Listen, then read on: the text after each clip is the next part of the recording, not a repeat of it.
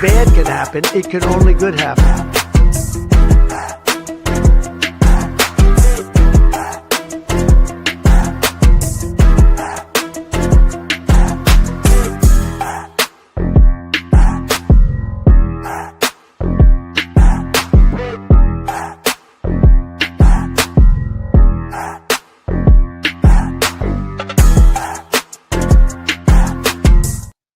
All right, guys, what's going on? Welcome back to Blunt Politics. I'm Boston Brian. I appreciate you joining me. It's Wednesday, November 12th, 2025. Yesterday, we grieved. Yesterday, we were frustrated. Yesterday, we kind of expressed everything, all of the emotions that we had. Today, we're back to work. I appreciate you joining me. Make sure you hit that like button, subscribe to the channel, and welcome to everybody watching on this space as well. Appreciate you guys over there. Appreciate Matt and all the mods. Thank you so much for everything you're doing. Appreciate that coalition you've put together and include me in that coalition. So make sure you guys are hitting your like on the respective platforms, whether it be Facebook, Twitch, Instagram, Facebook, the whole 9 yards, whatever it may be. I probably said one of them 10 times and the others not at all, but that's what I do. So, and then the self-promotional bullshit, just to get that out of the way, because we got a lot to get to today, lots to talk about. You can do a Venmo just up in the corner here. All I ask is a buck or two from some people that are in the financial position to do so. Goes a long way in helping the channel. You can sign up for a channel membership just underneath me, or you can sign up at patreon.com/BostonBrian for as little as $5 a month, and that gets you included into the monthly Zooms. I really do appreciate it. Thank you for your help. Thank you for your support. We're on our way to 15,000 subscribers and 1,000 members here at Blunt Politics, and it's only with your help that we get there. I think we're like 50, maybe 50-something subscribers away from 15K at this point, which, was a huge milestone, at least for us. I know other people probably wouldn't bat an eye at that, but, for us, it's been a long run. It's been a hard push, so we're going to celebrate it. But yeah, lots to talk about, lots to get into. We're going to be talking about Venezuela announcing a massive mobilization.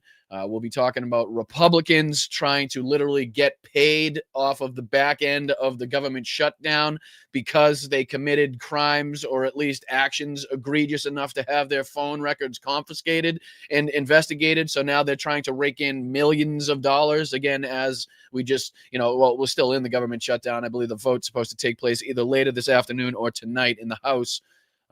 And then it goes to the old Trump-olian there. But then we'll be talking about, some a feel-good. Let me see if I can put these on the screen. That way I give you a little better idea what I'm talking about here. We're going to start off. Well, not start off, but we'll be talking about this little this story here, which is a feel-good story in my eyes, and kind of shows you how a former president should be treating veterans, should be respecting the people that they once served in this country. So this is a clip from Barack Obama where he kind of surprised a plane full of veterans yesterday being Veterans Day. I thought it would be kind of cool to watch this and, again, give this as a juxtaposition to how Donald Trump acts. We'll be taking a look at some more of his clips that have been making the rounds with Laura Ingraham, as far as like giving the tour and all that crap, again, just to kind of put optics to where they're supposed to be, give everybody the visualization as everybody's struggling in this country. Donald Trump is caring, about the marble and the gold that he's putting in the White House. Talking about how Americans aren't gifted, they're not skilled. We have no skilled people in this country, which is why we need to import the labor, which is, I'm pretty sure, what a few other MAGA people like Vivek Ramaswamy said earlier on, and they got kind of hung out to dry by the MAGA base. So we'll see how they react to Trump saying this now. We'll be diving into the Epstein files. So, after the 8 senators, 7 Democrats and the independent kind of stabbed us in the back, we are now on to trying to build back that momentum on the left that we had coming out of that great election night. We kind of put a little hamper in that, but obviously we're going to get back to work. We're going to get back to regaining that momentum, and the Epstein files are going to be a huge part of that. Here's an independent article claiming that Epstein claimed Donald Trump knew about the girls and knew private emails. There was new emails released, so we got a couple clips talking about that. CNN has a clip. I think MSNBC has a clip here that we'll be taking a look at as well, talking about these new emails that were being released. We'll be diving into, a few of the newer clips that have just happened either late last night or this morning or recently from some of these assholes. And again, this is what I'm talking about here, the Donald Trump tour of his signs. I guess he can't remember where he is in the White House on the grounds at any one point, so he needs these names put on the fucking houses now. He needs these names put on the rooms so he can, like, at some point figure out where he is, and he's bragging about that to Laura Ingraham. So we'll be laughing at him on that. We'll be taking a look at how ICE agents continue their reckless behavior. This was, I think, in Santa Ana, where an ICE agent pulled a gun on a woman that was just kind of in traffic behind him. We'll be taking a look at, some other instances in where ICE has also been just, randomly pointing loaded weapons at innocent civilians because, again, they've been given tacit permission by Donald Trump and Donald Trump's regime to act as brutally, as violently as they see fit. Lots to get into, lots to talk about. I appreciate you guys joining me. I appreciate you guys, sticking in the fight. I know a lot of people have been frustrated over the last couple of days, and rightfully so, but that doesn't mean that we don't have, more and more work to do. So let's step on the gas. Let's hit that like button. Let's subscribe to the channel, and let's get into it. I appreciate it. Let me say hi to the chat. Let me say hi to the chat first. What up, Chuck? I appreciate you, brother. What's up, Charlie? What's up, Jen? What's up, Willem? How are you, buddy? What's up, Cats and Jam? Susie, Pam, Brandon. What's up, guys? I appreciate you, man. Laura, how are you? What's up, Victor? What's up, Sabrina, Roxanne? You guys are very much appreciated. Thank you so much. What's up, El Stinko? It's a funny name to say. What up, Dave?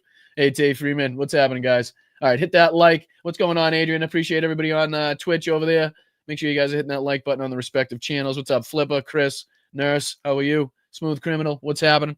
All right, let's dive into it a little bit. Let's get into, some of the news stories, some of these articles, some of these clips that we can get through rapidly because we only have a limited amount of time here on the first show, but maybe we do have a show tonight that will maybe dive into these clips a little bit more. But yeah, let's talk about this one because, we've been discussing on the show a lot about Donald Trump's reckless behavior, how he's determined to get us into wars, how, he's treated our allies with disrespect while, again, cuddling up to the worst of the worst in terms of world leaders in this fucking on this planet.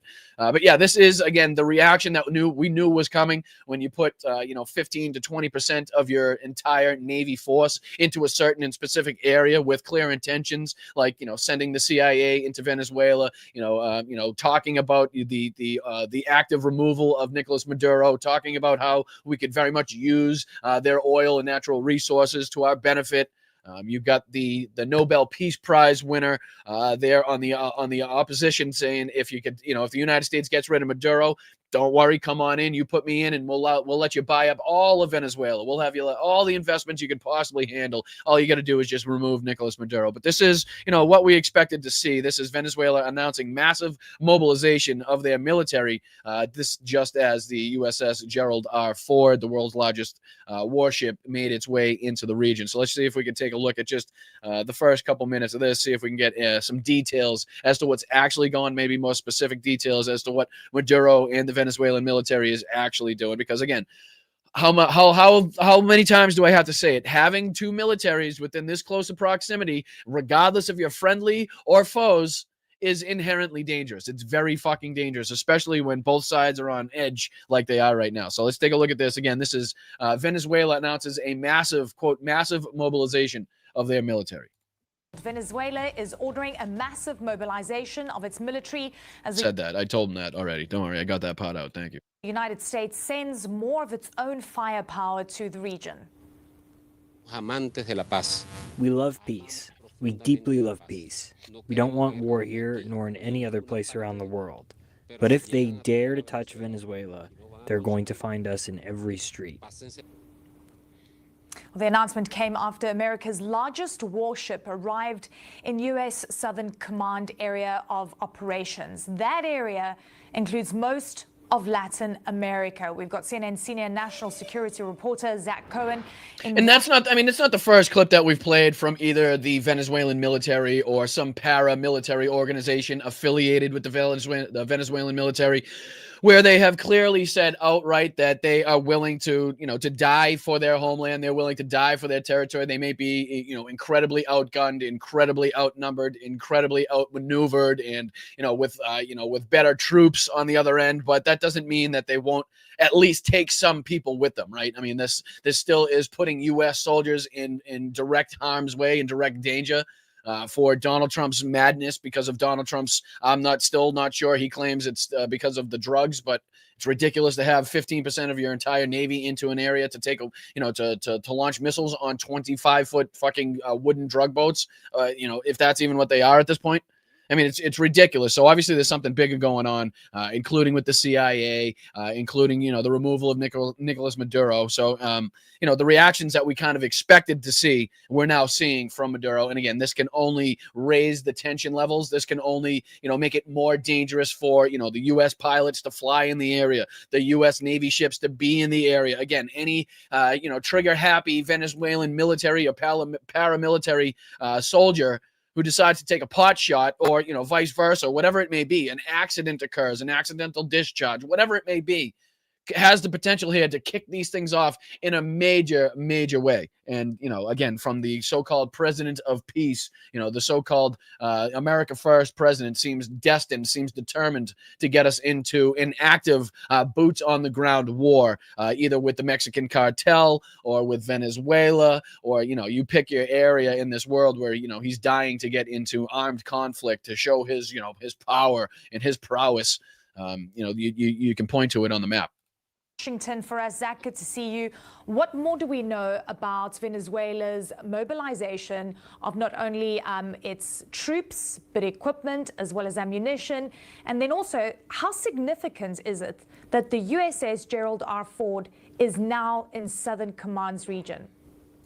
Yeah, Venezuelan officials making clear that this mobilization was ordered directly by President Nicolas Maduro, and it comes as a response to the U.S. military buildup in the region, which of course has been used to conduct these strikes against alleged drug boats. But again, so just to kind of give you the, the brief rundown, we don't have too much time to dive too deeply into these in the afternoon show, but just to show you guys that, the reaction that you anticipated, the reaction that you thought was going to happen from a country that, where the United States is actively sending in a ridiculous amount of their troops and overall force as far as the Navy is concerned, is actively talking about the removal of the president, actively talking about using the natural resources of this of this country, right?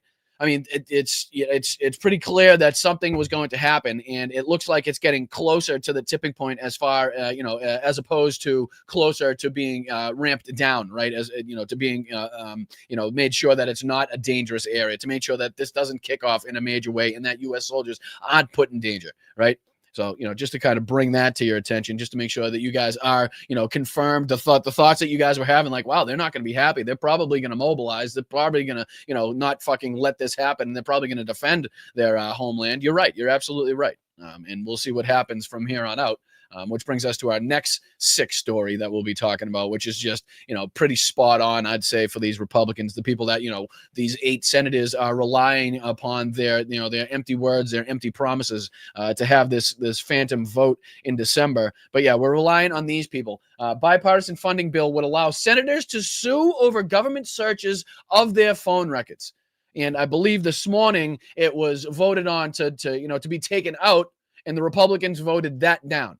So, to the best of my knowledge, to the last I checked, that was left in here, where 8 GOP senators were found to have their phone records obtained without their knowledge during a probe related to the January 6th Capitol riot.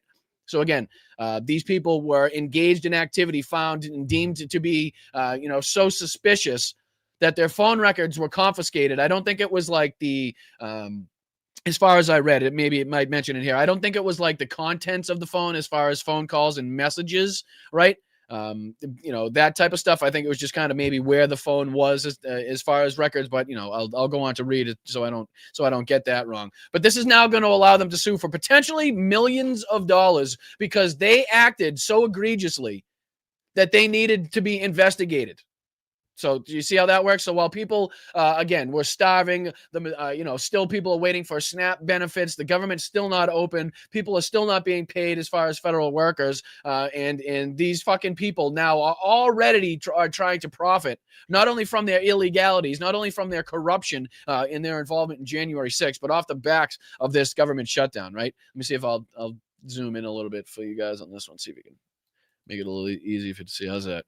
All right. So a provision tucked into the funding package the Senate passed Monday night as a part of the bipartisan deal to reopen the government would allow senators to sue the federal government for potentially millions of dollars if their data is obtained without notifying them. The legislative language would uniquely benefit 8 Republican senators who were recently found to have their phone records, but not the contents or their calls or messages accessed as a part of the investigation that led to former special counsel Jack Smith's probe of the January 26, 2021 attack on the Capitol. While the bill does not explicitly mention Smith's probe, the language would retroactively apply to data requests that were made on or after January 1st, 2022, meaning the request for the Republican senators' data, which was made September 27, 2023, would be susceptible to a lawsuit. The 8 senators are Senator Lindsey Graham, Bill Hagerty of Tennessee, Josh Hawley, Dan Sullivan of Alaska, Tommy Tuberville of Alabama, Ron Johnson of Wisconsin, Cynthia Loomis of Wyoming, and Marsha Blackburn of Tennessee. All names that should be familiar, that you should recognize, again, from their actions, from their rhetoric, from what they were saying on camera and what they were doing behind the scenes as far as trying to overturn a free and fair election and instigating the January 6th Capitol riots. But again, now they're being allowed to, or would be allowed to, sue the federal government that they work for, that deemed it necessarily to investigate them because of their actions. Now they're going to be able to sue the federal government and get millions of dollars, potentially, while federal workers go unpaid, while fucking people starve, while homelessness rises, while Donald Trump's building fucking Epstein ballrooms, plated in gold. And this just goes to show what they really care about and how they're really, how they care, what they're really doing to you, how they want to use the money in the federal government. They want to enrich themselves as opposed to help the American people, the people that make this country run, the people that have worked their entire lives and now, need the assistance of some federal organizations, the federal government themselves, just to stay alive, right? So the provision requires that senators be notified if their data has been disclosed. If they aren't, and they successfully sue, the court would be required to award, quote, the greater of statutory damages of $500,000 or the amount of actual damages for each violation. It would not apply if the senator was a target of criminal investigation or if a court ordered that the notification be delayed. It's not clear who asked for the language to be added to the bill or if it was done over the objections of the senators. This talks about who they reached out for comment there. But, I mean, just it's unbelievable. I think this is the vote here. So 60 yeas, 40 nays. And again, this was, I believe, last night. And then this morning, if I'm not mistaken, they also voted, to not take that out of the bill. So, just to bring that to your attention, just to kind of bring it to the spotlight and, show you what these Republican senators, when, we're just about to reopen the government, what they're actually worried about, what they're actually concerned about is, again, covering their asses, and not only covering their asses, but profiting from their fucking corruption. Legally profiting from their illegal corruption because they're senators and they can put this fucking law into place. And it's just, just fucking makes people sick as well as me. So, again, bringing that to your attention. But how about a feel-good story for once in a blue moon? How about a feel-good story for once in a blue moon? Because as we know, yesterday was Veterans Day. And once again, thank you to any and all veterans that we have watching this program right now. Thank you for your sacrifices. Thank you for your service. Thank you for everything that, you've afforded the people of this country, every right that you've afforded and fought for the people of this country. We thank you so much for everything that you do, whether it be a family member, a friend, a co-worker, somebody that you're close to, doesn't matter. Everybody's in it. Once you know somebody that's in the service, everybody's kind of in it together, as you'll know. But yeah, this is, again, let me put this on the screen for you guys, but this is how a former president, and you'll hear the woman that's kind of not narrating, but is being interviewed in this, say this, like how touching it is for her to see a former president, past or present president, greet people and show their respect and honor the veterans that maybe weren't respected. As we know, the veterans that came back from Vietnam, as opposed to, the people, the veterans and the soldiers of World War II coming back to parades and, festivities and flowers and kisses. The men and women that came back from Vietnam were spit on. They were mocked. They were ridiculed. They were harassed. They were shunned. They were silenced. So, now it's good to see some of them, as they'll talk about here in this, short video. This is only 2 minutes, 35 seconds. So it's nothing too expensive. No, I mean, nothing too extensive. So let's get into it. This is Barack Obama again, surprising a plane full of veterans. And you can see the surprise, you can see the passion, you can see the appreciation on the faces of the veterans here and how much they care, and how much this meant to them as well. So again, juxtapose this to Donald Trump, calling veterans suckers and losers. Donald Trump not showing up to the World War I cemetery in France, not wanting to get his hair wet, talking about John McCain, talking about veterans that have been captured aren't really heroes. He likes people that haven't been captured, right? Mocking John McCain's use of his arm after he was tortured in the Hanoi Hilton after being shot down, flying as a fighter pilot over Vietnam. After 7 deferments Donald Trump used in the bone spurs excuse, so he didn't have to go serve his country. So, just kind of juxtapose all of that to what you're about to see here. So this is, again, Barack Obama greeting a plane full of very deserving veterans on Veterans Day. Here we go. This honor flight is to honor all the veterans of World War II, Korea, and Vietnam. It's all free for them. We show them all their monuments and explain what their monuments are about. We just try to treat them with dignity that some of them didn't get when they came home from the war. Hello, everybody. What? I love the initial reaction. Like, you can tell it's so genuine. Like, this isn't scripted. This isn't, pre-planned, right? Like, one of them goes, holy shit. And then you can do, like, the first reaction is like, what? Like, they can tell as soon as they hear the voice, as soon as you hear that voice, right? It creates their reaction. Check this out. Hello, everybody. What? As we approach Veterans Day, you hear the holy shit. I wanted to stop by and just say thank you for your extraordinary service to you, your family. The sacrifices that all of you made to protect our country is something that will always be honored. And we are very grateful, and we also happen to welcome you with a 70-degree day in D.C., which doesn't always happen around here. That's the first time I've seen a president, former or current, greet an honor flight, and that is absolutely amazing. A commander-in-chief, a leader who's going to show up and tell you that your service was worth something. I think that's the important part, so I think it was a great thing that happened. Last time I got to see a president, it was Gerald Ford. How about that? So nice. Thank you. It was a joy in my heart today to see all these people. It's good. We still got people in our country, and that's good. I had tears in my eyes. I just couldn't believe that there was that many people around that remembered us and was there to greet us, and it was just unbelievable. Well, it means a lot because back then you got off the plane there and you had no welcome and people were almost booing you. I'm real happy that now with current troops that come back from deployments, they get welcomed back really nice because that's what should happen. So it's being recreated in this flight, and it makes you feel good. I haven't flown for 50 years. I was in the military from 72 to 76. Our country puts these things up, these memorials, honoring the men and women that served. You couldn't ask for something greater. This has been going on over 20 years, and it started out very small, and now a lot of states have their own hubs, and they raise their own money and they set up the whole flights. They set up where they're going to go, the buses, the flights. Flight like today from Madison, Wisconsin will come in the morning and leave in the afternoon, and we'll get them around to every monument we can within reasonable time. Every city in this country has got veterans in it, I guarantee it. Go up and say thank you, and just tell them how much you appreciate them.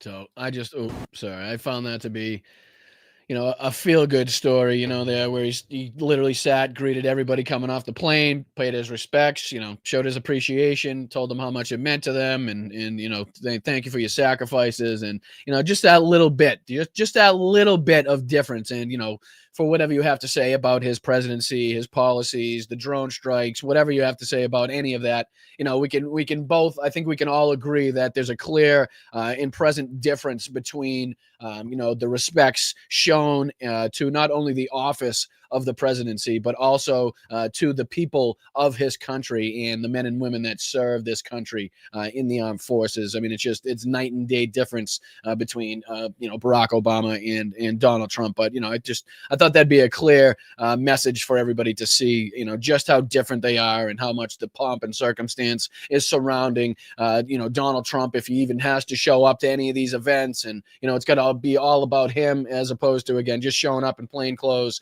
thanking a couple people, getting off a plane, and seeing how much it means to them. So I just figured I'd throw that up there. I appreciate you guys. Thank you.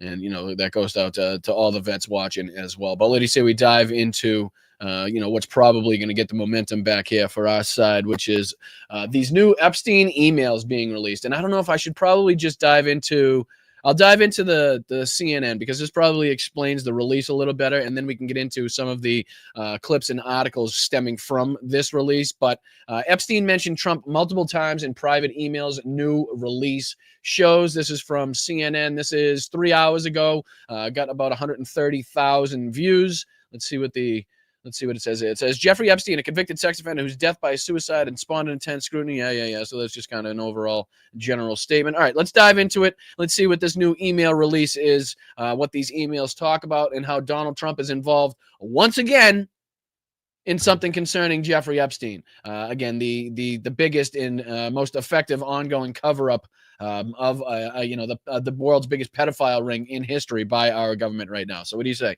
Hit that like button. Let's expose these bastards. Let's get this momentum back. We were stabbed in the back, but let's crawl back out of the hole and let's get back into the fight. Let's go.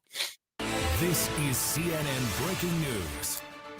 All right, we do have breaking news in the Jeffrey Epstein investigation. Democrats on the House Oversight Committee, minutes ago, literally, releasing emails that they say were written by Jeffrey Epstein that explicitly, specifically mention Donald Trump by name and in context that we really haven't heard before. Let's get right to Caitlin Collins, who's got this reporting. Caitlin, what are you learning? Yeah, John, these are emails that show Jeffrey Epstein mentioning Donald Trump by name multiple times in private correspondence that he had with people, including Ghislaine Maxwell, obviously his longtime associate and accomplice, and also the And if I'm not mistaken, I'm pretty sure they actually show the emails in this. Yeah, at some point, a couple minutes in, they show the emails, so you get to see them here too. Michael Wolff, in a time span of about the last 15 years or so in these emails. Now, these are coming out from the House Oversight Committee. They had issued a bipartisan subpoena to Jeffrey Epstein's estate, John, as you know, earlier this year. And so they've gotten their hands on a trove of documents. And these are emails that included Jeffrey Epstein on them. They were sent either to him or from him that mentioned Donald Trump before he was in office and also while he was in office during his first term. And I want to walk you through these emails of what exactly we are reading in Jeffrey Epstein's own words in these emails that have been released by the House Oversight Committee. And in one of them, Jeffrey Epstein says, and I should note, Trump did not send or receive any of these messages. He's not a party to these emails, John, but these are emails from Jeffrey Epstein to Ghislaine Maxwell. This is one from April 2nd, 2011. And in this email, Jeffrey Epstein writes to Ghislaine Maxwell and says, quote, "I want you to realize that the dog that hasn't barked is Trump. There's a name that's redacted, which the House Oversight Committee has said is a victim of Jeffrey Epstein's. Obviously, we have not been able to independently confirm that because her name is redacted." All right, let's go. I'll take myself out of the way just so you guys can maybe better see that. I don't know if there's that too small on your screen. I can't fucking enhance the video, so that's my fault. Let's see. Can I? Is there a way to zoom in on this? No, I can't. Anyway, I'll read it to you. So this is sent from GMAX, which is obviously Ghislaine Maxwell, sent to JEE Vacation, which is obviously Jeffrey Epstein. I've been thinking about that as the first thing. And then it says, I want you to realize that the dog that hasn't barked is Trump. And then there's a victim's name redacted. And then it says, spent hours at my house with him. So the victim, in this case, said to be one of Jeffrey Epstein's victims, spent hours at Epstein's house with Donald Trump. Okay? And I'm sure they weren't playing fucking PlayStation. Okay, so if we can kind of, let's speed through the bullshit here. Let's get through the nonsense. And then it says he has never once been mentioned, police chief, etc. I'm 75% there, not 100% sure what the last part is in reference to. I'm 75% there. But he says he has never once been mentioned, police chief, etc. Maybe that's by the police chief, people involved in the investigation, he's saying. Let's continue. From this email, but they say redacted spent hours at my house with him. He has never once been mentioned, police chief, etc. I'm 75% there. Ghislaine Maxwell responds to that email, John, and says, quote, I have been thinking about that. Now, there's no context. Okay, so I've been thinking about that as a response to that email, and I'm just thinking maybe the I'm 75% there is, in reference to her maybe traveling to his location. That's just kind of spitballing. I'm not 100% sure. This next one says, and the victim's name is redacted once again, and then it says Mar-a-Lago, and then there's a redacted portion here where it says Trump said he asked me to resign, never a member ever. Of course, he knew about the girls as he asked Ghislaine to stop. So this, on one hand, corroborates a little bit of what Donald Trump said, but also lends evidence to the fact that he knew exactly what was going on. So remember that whole bullshit about Donald Trump, like, yeah, I was 17 of my workers came and brought it to my attention that they were poaching girls, that I had illegally working at the spa at Mar-a-Lago. So, I kind of randomly asked him to stop there. But again, that just shows that he knew what was going on. What's he say here? Trump said he asked me to resign, never a member ever. So I don't know if that's in relation to his membership at Mar-a-Lago, which I believe was active till about 2007, if I'm remembering that date, year correct on that one, which is, years after this whole thing took place, years after Donald Trump found out about Jeffrey Epstein and his illegalities. So to still have his membership active and running, this is here claiming, I guess, saying that he never was a member there, but that Donald Trump knew about the girls because he asked Ghislaine to stop. Right? I mean, if this isn't damning information, if this isn't, fucking damning evidence to suggest or to prove that Donald Trump knew exactly what the fuck was going on, right? And what's the date on this one?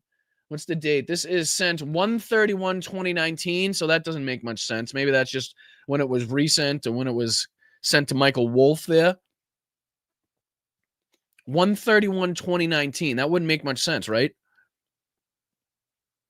Let's go on. Let's see if they explain that. For that message in this release of what we're getting. Obviously, this was a time span, and this was about 3 years after Jeffrey Epstein had accepted what is now known as that sweetheart deal that only got him a few months in prison, and something that came under a ton of scrutiny during Donald Trump's first term in office because of his then Labor Secretary Alex Acosta, who helped negotiate that plea deal, that sweetheart deal for Jeffrey Epstein at the time. And so that's the context. I'm thinking maybe it was sent to Michael Wolff as a part of maybe a book he was writing or an investigation or something that he was trying to put together.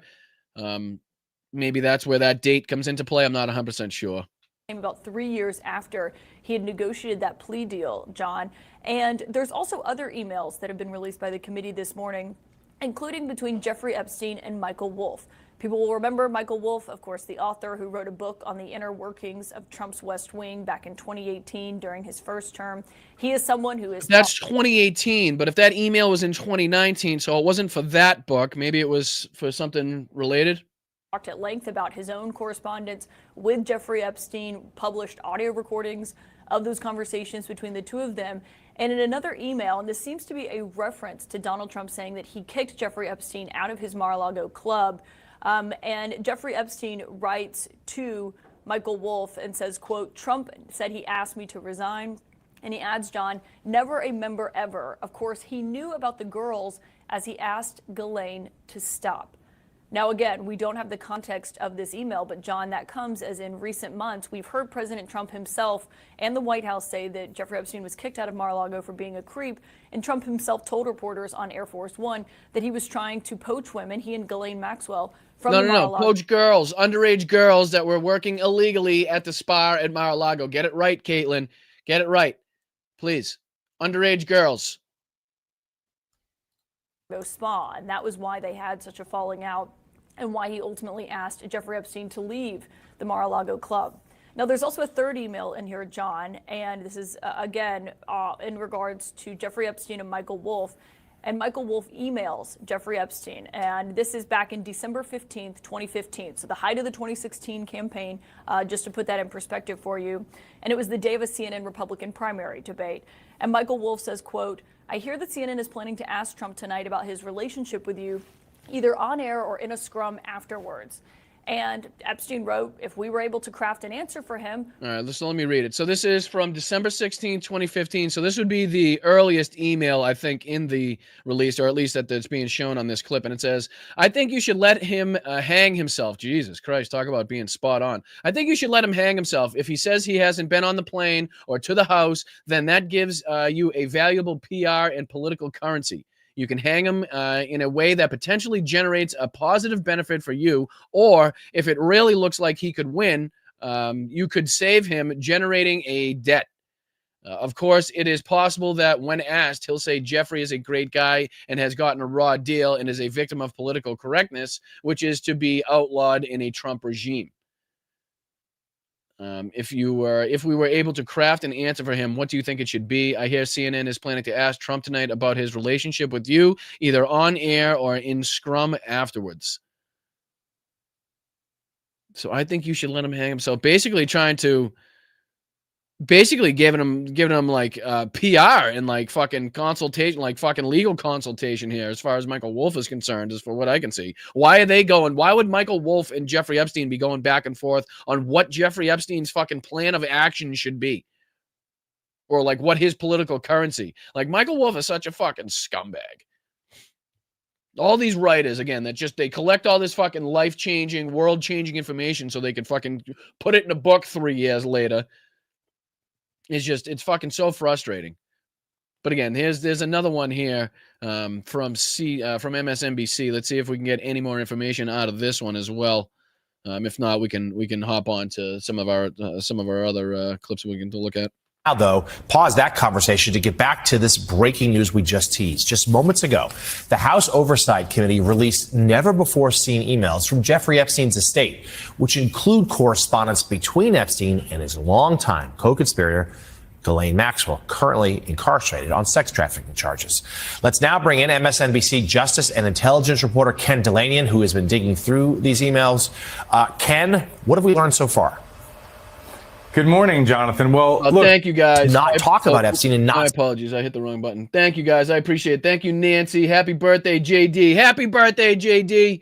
Sorry, I missed that going by in the beginning. I appreciate you, Nancy, for letting me know, and I appreciate you, JD, for being here on your birthday, brother. And thank you, Colleen, for the 5 gifted memberships, helping us get towards 1,000 members here at Blunt Politics. I really do appreciate you guys. Again, anybody that is in the financial position to do so, there's a Venmo up in the corner. You can sign up for a membership just underneath me for membership here on YouTube, or you could send a super chat, super sticker, or sign up at patreon.com/Boston Brian. I really do appreciate it. Thank you guys for kicking it off in the right way. Seen emails from Jeffrey Epstein's estate, which include correspondence between Epstein and his longtime co-conspirator, Ghislaine Maxwell, currently incarcerated on sex trafficking charges. Let's now bring in MSNBC Justice and Intelligence reporter Ken Delanian. I just want to see if this guy has any further insight into, some of these releases, what may come from it. If not, again, like I said, we'll jump on to some of these other clips I wanted to see. Has been digging through these emails. Ken, what have we learned so far? Good morning, Jonathan. Well, look, the Epstein estate has released some 23,000 emails, and House Democrats have been poring over them, and they found some correspondence directly mentioning Donald Trump by name. They've released 3 of these emails, and they're quite interesting. The first one was between Ghislaine Maxwell and Jeffrey Epstein back in 2011, where Epstein wrote that Donald Trump spent hours at my house with an unnamed victim of sex trafficking. I think this, in my opinion, has to be the most damning one, the one that says, yes, he spent hours at my house with a known victim.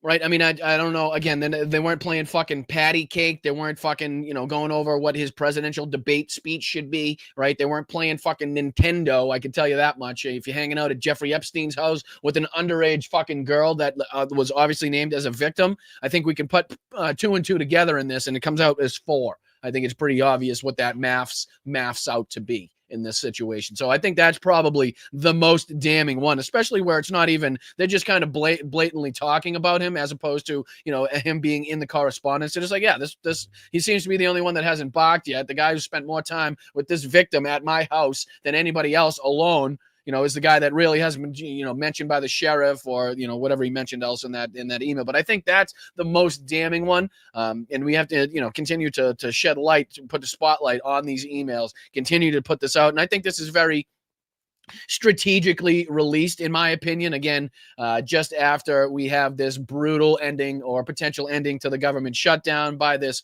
capitulation by 8 senators. Now this release, I think, is meant to, and hopefully does, get us back on the right track as far as being in front of the messaging, right? Is the momentum, getting the momentum back from where we were just a couple days ago, which is absolutely possible, which wasn't killed by any sense of the imagination.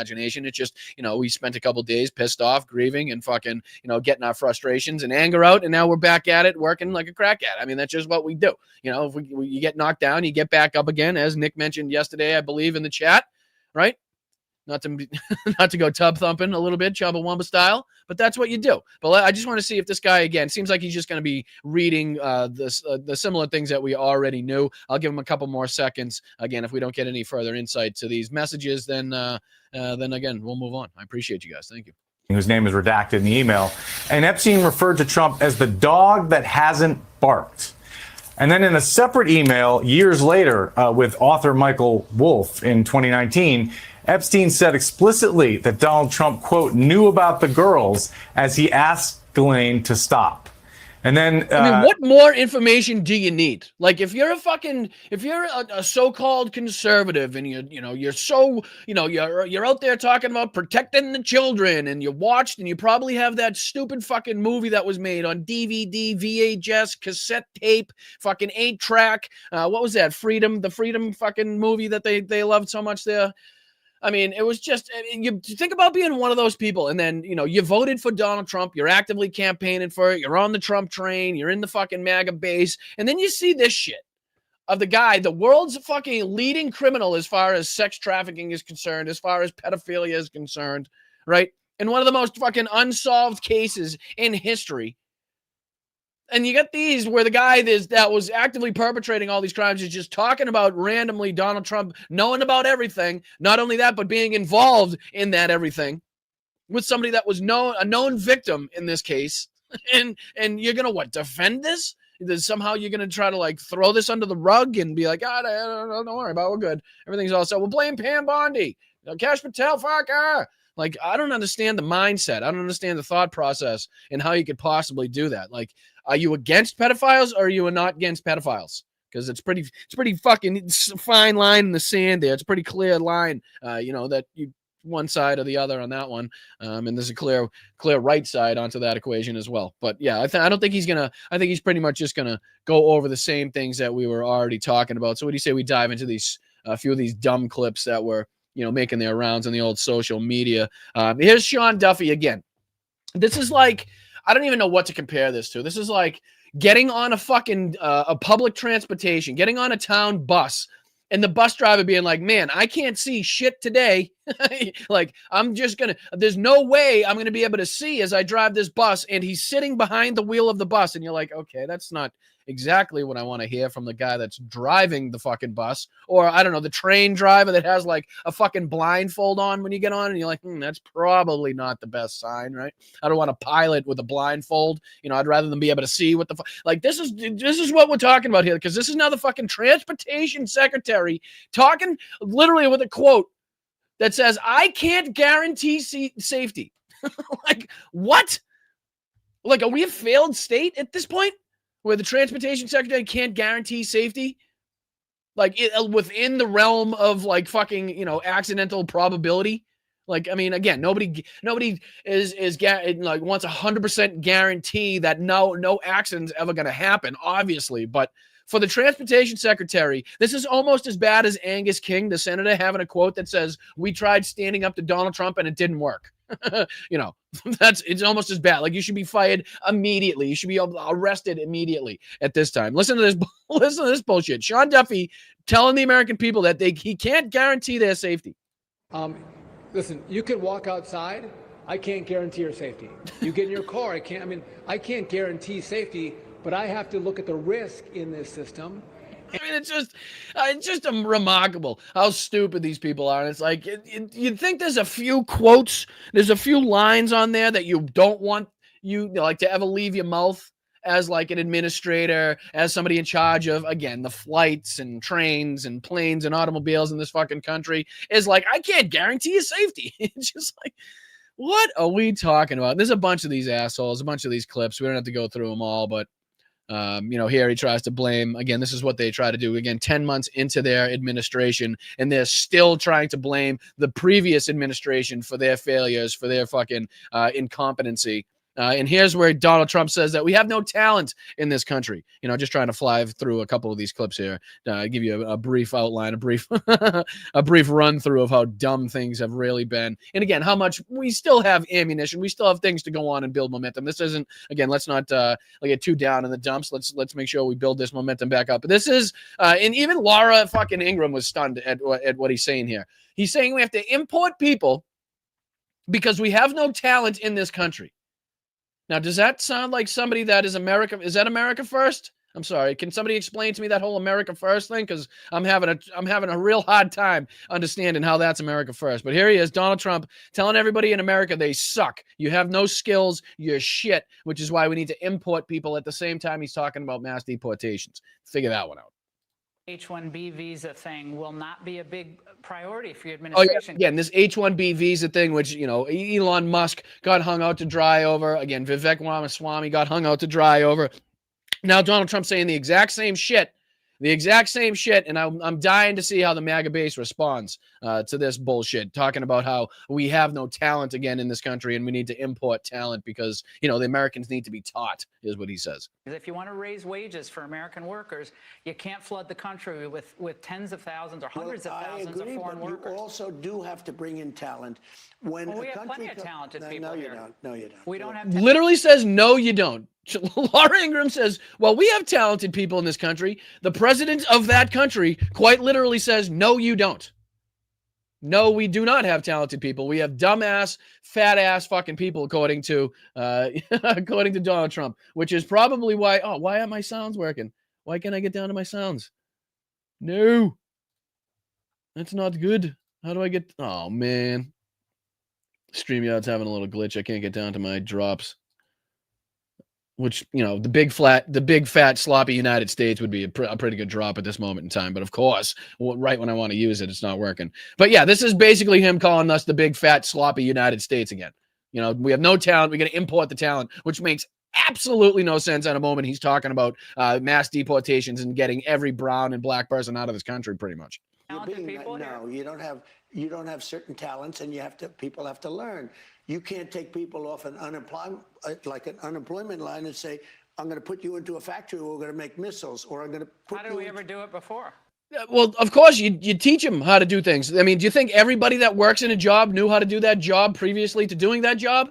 Or don't you think there's like instructions? I mean, to fucking just for, shits and giggles, just for an example, there's like when I worked at the Cheesecake Factory, there was a fucking 2-week, 3-week schooling course on that where you had to read the, memorize the menu and everything that was in every food.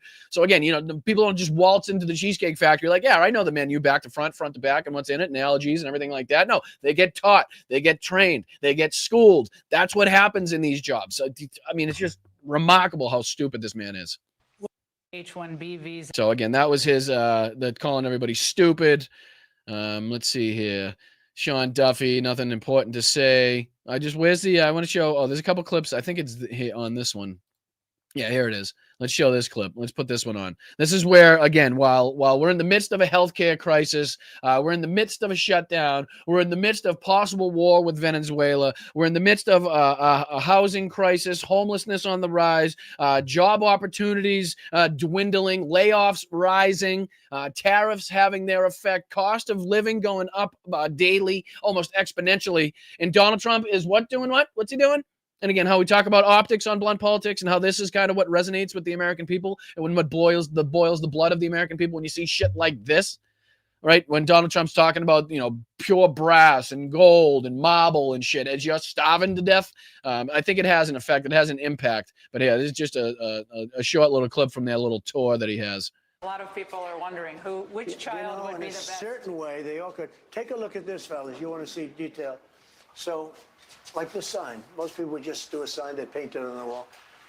Again, now that Donald Trump is so senile, he's so fucking demented in the head, he needs to be told where he's at all times on the premises of the White House. So he now needs it. He can't just have it painted on the wall. No, we have to spend exorbitant amounts of money, probably, almost definitely, to have pure brass, sculpted fucking signs on the wall so Donald Trump doesn't get lost. That's half-inch thick bronze. And again, the lack of awareness, the lack of fucking optics in this, and how he continues to flaunt the most expensive and like ridiculously over the top bullshit, while again the American people are sitting there with hat in hand and food lines, getting their asses kicked by ICE. But it's just not a good look, bro. It ain't a good look, which is why we were winning, which is why his poll numbers were shit, which is why he was so fucking frightened and scared and decided to call that secret meeting and was so devastated over the recent election results. That's why. So let's continue to hammer this shit home, and we'll get back to exactly where we were, hopefully. By a very talented person. And it's brass. It's pure brass. It's half-inch thick brass. And you can't just do that. No, you can just do that. That's the whole thing. You just had somebody, you paid somebody to just do that. Just what a fucking absolute tit. You look at that, that's quality, right? And then we start with George Washington. He's got, oh my God. Yep. Just in case you didn't know where you were with the sign where you immediately walk into the room, ladies and gentlemen, he's got it plastered on the fucking wall as big as could possibly be as well. Just in case you forgot. And then just in case, there weren't enough gold accents, here you go with another 47 probably fake gold trim pieces, knowing Donald Trump, and he probably pocketed the rest of the money. But what are you going to do? Down to Trump. Pretty cool, right? No, it's a useless waste of fucking taxpayer money, if you ask me. Almost guaranteed to be. Let's see here. Yeah, this is some of the clips from earlier on today that I was talking about. Let's see here. This was Horsford, where he's talking about taking, he wanted an amendment to say that it would redirect the $40 billion sent to Argentina and redirect that as a bailout and use those to extend the premium tax credits for 2 years. And that was voted down by Republicans. Let's see here. If I can get to the clip where they vote down the amendment trying to get the senators their millions of dollars here. Let's see here. You won't even do your job. I think it's this one. Yeah, I think it's this one. I'll play this. This is Jamie Raskin talking about that amendment here. When I learned of this provision, I've got an amendment to delete Section 213. This $1 million jackpot provision is one of the most blatantly corrupt provisions for political self-dealing and plunder of public resources ever proposed in the United States Congress. And we're watching it happen in real time. It was said that the Roman Senate was so corrupt, so drenched in bribery and private self-enrichment, that the senators were actually as corrupt as Julius Caesar and as Caligula, the tyrannical maniac. I don't know if the Republicans in the Senate today are as corrupt as Donald Trump, but they're on the path. And they're right behind. I got an answer for that one. Yes, Jamie, they 100% damn sure for fucking certain are absolutely as corrupt as Donald Trump, which is why he still manages to have the power he does today. So just if I could chime in there for a second. Behind him. If this were to pass, this astounding provision would give 8 Republican senators a personal payday of at least $1 million each, paid for directly by the U.S. taxpayers at a time when we're throwing millions of people off of their health care. I want to associate myself... Again, optics, ladies and gentlemen. Optics, which is why it's great for Jamie Raskin to be putting it this way, right?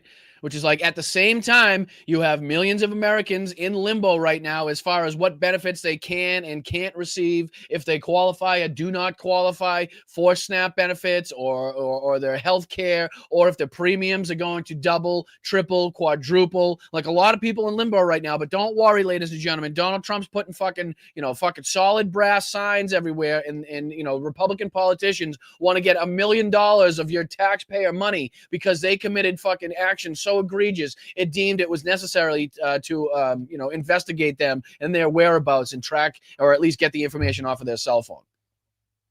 That's the optics that the Republicans are running with at this point in time. Again, just as potentially we're about to reopen the government, which is fine by me. Just goes to show the American people their true colors, what they really care about, and it certainly isn't the fucking health care and the well-being of the American people. The eloquent remarks of Mr. Vindman, but I want to make one dissenting remark. Section 213.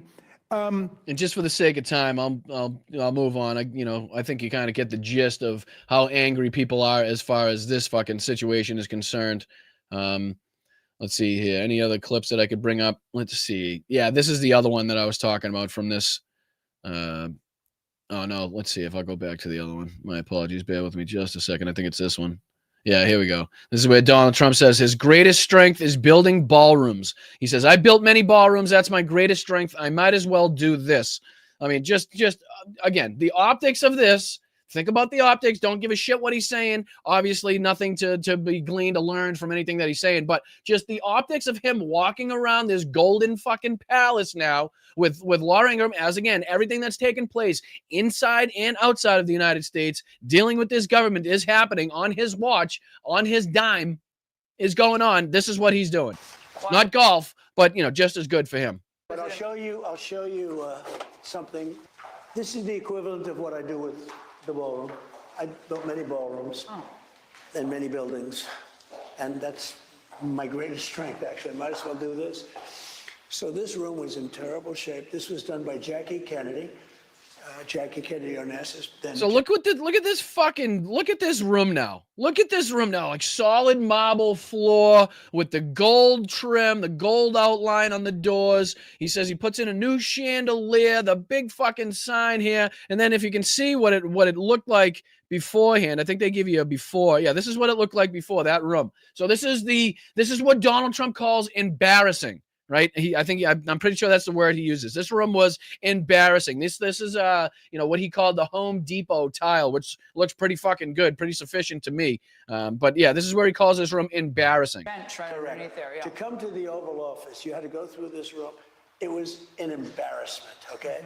Yeah, I mean, what the just an unbelievable waste of money and complete horse shit. And again, the best use of Fox propaganda that they have at this moment in time, because if they decide to talk about any of the policies, any of the issues, they're going to get killed on it, because that's what the polling has showed the entire time. But, just before I run out of time, I got about 3 minutes left. I want to show you these clips as well, because, we've been doing a deep dive recently into, the egregious actions, the violent actions of ICE officers. And, this is just a few more clips to kind of prove my point on this one. This is from a little bit ago, and this is just kind of leading up to the more recent video that we're about to play, showing an ICE agent pointing a loaded weapon at unarmed civilians. And this is, again, from a couple weeks ago. Check this one out, where, again, he's just blatantly pointing a gun at people crowding around. Put the gun away! We're gonna shoot people! Leave her alone! Let her go! Let her go! Let her go! Right, so that was not the first or the last time that he decided to remove his weapon from his holster and point it at unarmed civilians, potentially risking an accidental discharge and killing somebody standing around just kind of using their First Amendment right to free speech. And then this was the other one. This is the more recent one, I believe in Santa Ana, where the guy just literally gets out in the middle of traffic with a loaded weapon and decides to point it at it. And the worst part of this is that a cop is actually showing up on the scene and doesn't do a goddamn thing, actually leaves the scene, right? Check this out. Caught on camera, a ICE officer getting out of the car and pointing a gun at a driver and a passenger in Santa Ana. The video making waves in social media tonight. We're hearing from DHS and Fullerton Police.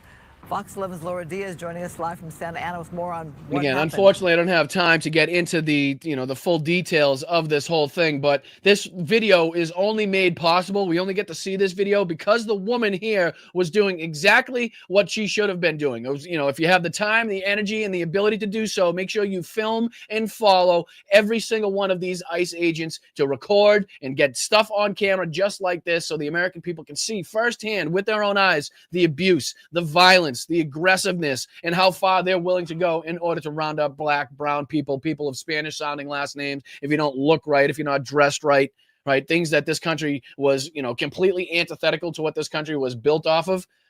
But yeah, I've run out of time for the early show. I really do appreciate you guys. I'm going to toss it over to my main man, Jeff Waldorf, over there at the Logical Leftist over on this space. I really do appreciate you guys over there. Thank you to the mods. Thank you to Matt. And thank you to Jeff. Make sure you kick ass, my brother. Take it from here. I'll leave it over to you. And I appreciate you guys. Make sure if you're over here on Blood Politics, you're hanging around. But thank you, this space. I appreciate you. Kick ass, Jeff. Take it away, brother.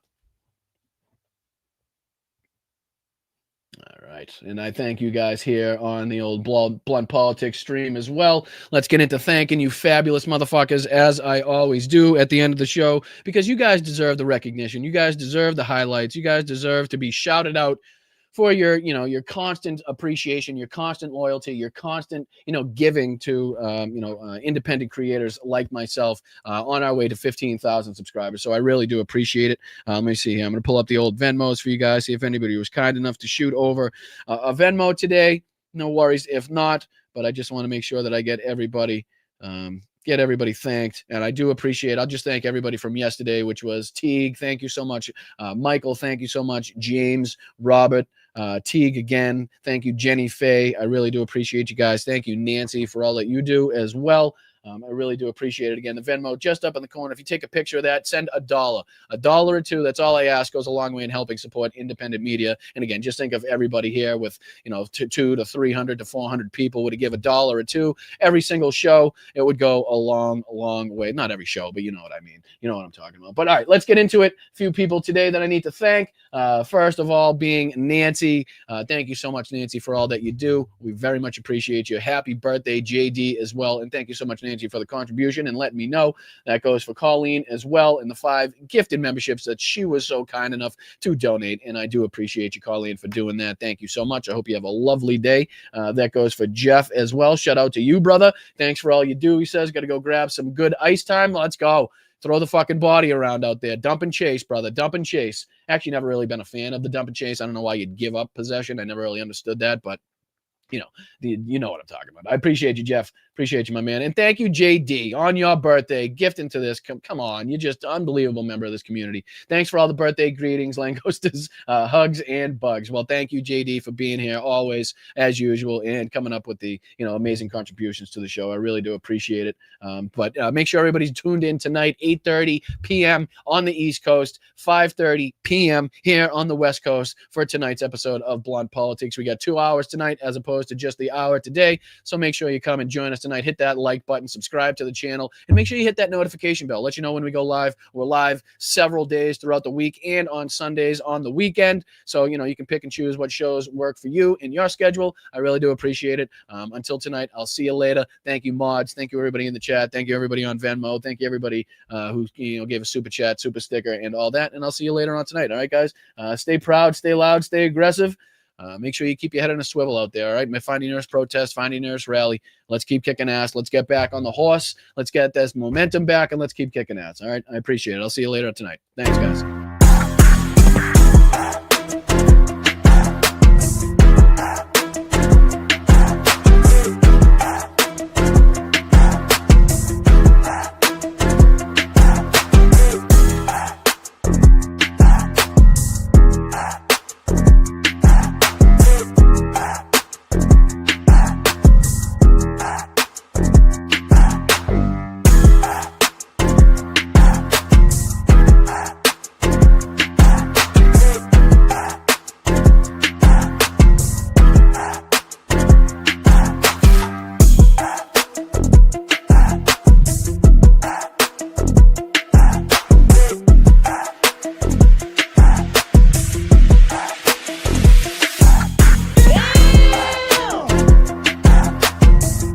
nothing bad can happen. It can only good happen.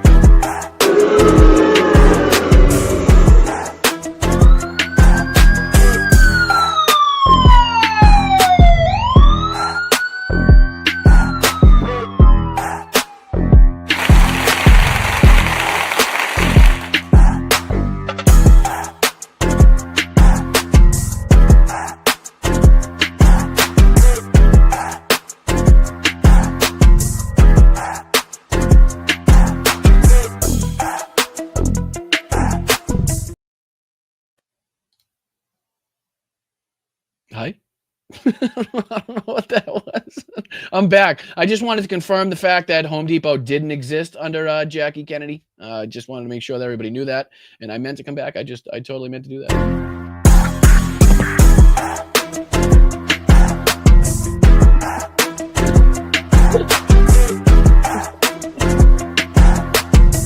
Oh, what a day.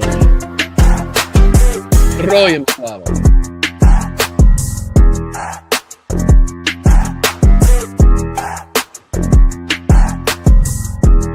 Trying to get to my drop. Can't get to it for some reason.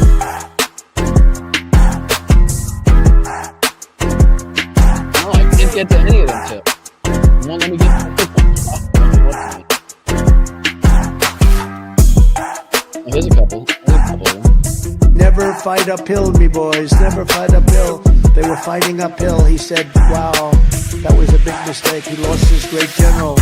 And they were fighting. Never fight uphill, me boys. But it was too late. He says, wrecked him, damn near killed him. Taking him back to Nevada where he's wanted for banging horses. We're a nation that just recently heard that Saudi Arabia and Russia will repeat your...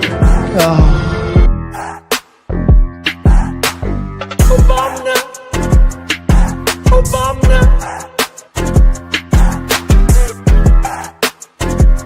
Water coming here is dead. All I smell is your bullshit. White people are a mortal danger to you and your loved ones. Here you got a little chubby going there. When you ran out the healthy arms, you ran out of really healthy. They had great arms, but they ran out. It's called sports. It's called baseball in particular, and pitchers, I guess you could say, in really particular. Fucking Nazis.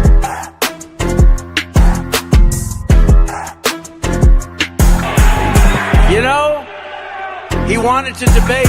If we didn't have a debate, he'd still be there. Can you imagine if we didn't have a debate? Why the hell did I debate him? What in the hell was that all about?